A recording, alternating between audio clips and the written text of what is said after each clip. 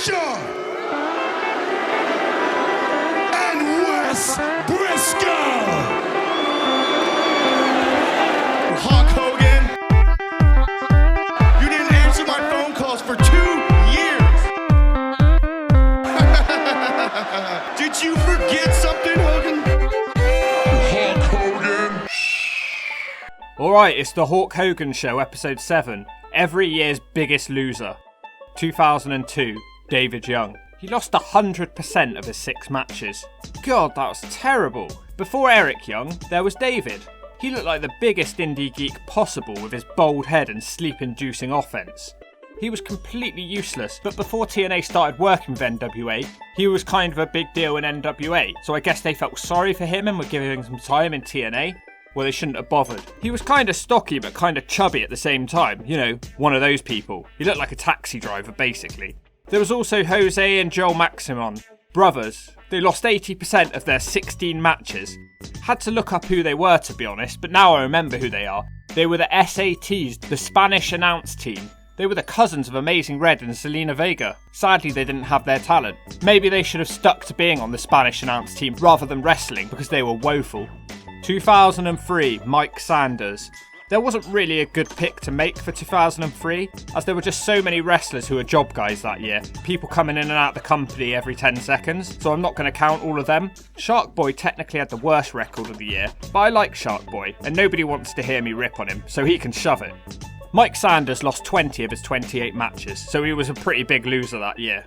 Before his time in TNA, he was known for his mic work and being the scrawny on-screen leader of the Natural Born Thrillers in WCW in the dying days. He had a big forehead and he looked like a cheap version of Jeff Jarrett. He was also a member of SEX, which is another reason to hate him because he was in Vince Russo's faction. 2004, Disco Inferno. He lost 80% of his matches. He chose bag tag team partners Simon Diamond and Johnny Swinger, Vito, David Young. They were all shocking, and they were in a big jobber faction called the New York Connection. As I've previously stated in this video, David Young is absolutely terrible, and teaming up with him isn't going to do you much help. But unfortunately for Disco, he teamed up with him a lot this year, and his record speaks for itself. It sucked like David Young did. 2005, Cassidy O'Reilly. He lost 81% of his matches. Let that sink in for a minute.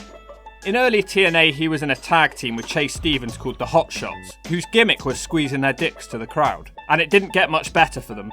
He spent the year as Raven's lackey and didn't manage to achieve anything apart from getting beaten up by all of Raven's enemies. He is the biggest career jobber ever.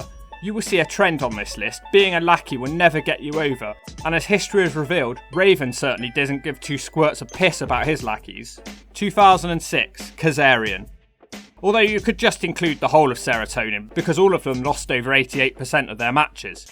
Once again, Raven's lackeys, and just like the year before, Raven's lackeys were useless.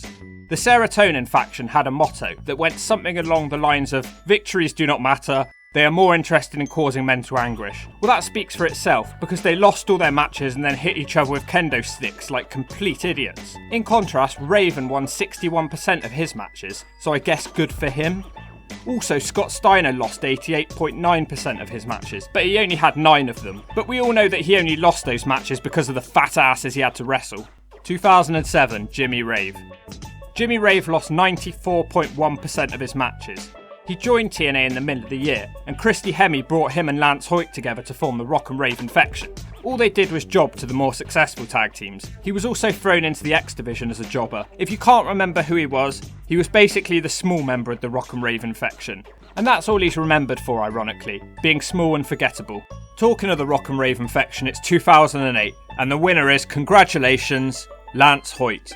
22 matches and you lost 100% of them. That is quite surprising actually, because they could have done a lot more with the guy considering his size. They seemed quite high on him the year before. He was teamed up with the Voodoo Kin Mafia as their backup. To be honest, his loss record is mainly just due to being in the terrible tag team the Rock and Rave Infection. Kip James was also a big loser this year.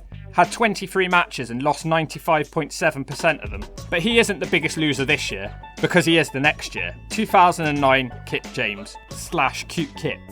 He lost 90% of his matches this year, and he did an absolutely disgusting gimmick of Cute Kip.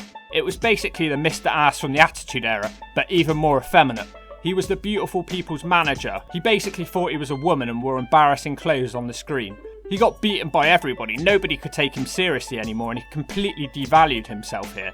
By the end of the year, he was begging for his job and Mick Foley hired him to be a cleaner. I'm not kidding, that happened on Explosion. He was gone from TNA shortly after this. 2010, Brutus Magnus. He had 19 matches this year and he lost all of them. He was only in his early 20s, and he was stuck with a terrible gladiator gimmick. The guy actually thought he was a real-life gladiator from the Julius Caesar period. I don't know if he could even speak normal English. This is a case of someone taking their gimmick way too seriously in the modern era. You've got to be believable, and this rubbish just wasn't. The gimmick itself lasted 5 months. Wow, I didn't realise it went that long. And then the losses continued with the British invasion, as there were a lot of talented tag teams around at the time like 3D and the Motor City Machine Guns and Beer Money. So the British invasion kind of jobbed to them. 2011, Mark Haskins. He had 10 matches and he lost all of them, so there's no room for debate here really, is there? He was brought in to be in the X Division, but he had a case of bad timing as Austin Aries was on the rise. He missed a shooting star press in the Wembley Arena in front of his home crowd, and in front of me, and he suffered a bad neck injury and he never appeared again for TNA. What a terrible year. Runner-up this year was Jeremy Buck with 1 win in 17 matches. And I'm not going to dump too much on the Young Bucks, because the internet will come and kill me if I say a bad word about them. Skinny dweebs. They competed in the X Division, they competed as a jobber tag team, and they even briefly feuded with each other. They were also briefly teamed with Tara, and none of it went anywhere, so their brief stay in TNA was the biggest fails of their careers. 2012. Wow, what was going on in 2012? The booking this year. There was 5 wrestlers who lost 100% of their matches. So I don't know who to pick. Angelina Love, she had 18 matches and she lost 18 matches. She wasn't doing the zombie gimmick anymore at this time, but the damage had been done by the gimmick the year prior, and she lost all her popularity. ANARQUIA had 10 matches and lost them all. He was a cheap, cheesy Chavo Guerrero ripoff, and his promos were so bad that they'd make your ears bleed with his screeching voice. Rob Terry had 27 matches and lost them all. What was he doing at this time? Was it that goofy dancing gimmick? Yeah, that's going to get a £300 roider over. It made him look even more of an idiot than he already did with that haircut. SARITA had 14 matches and lost them all. And this was the tail end of the Mexican America gimmick, and she was feuding with Eric Young and ODB. Winter also lost 10 matches, and I have to say that her time in TNA was a complete failure.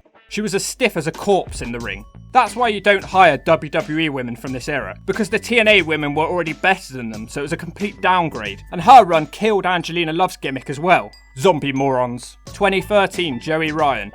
He had 12 matches and he lost them all. He just didn't know what to do with him at the time. The company was going in all sorts of directions, mainly focusing on the aces and eights, and that's kind of how he got buried by that storyline. 2014, Zema Ion. He lost 96.9% of his matches.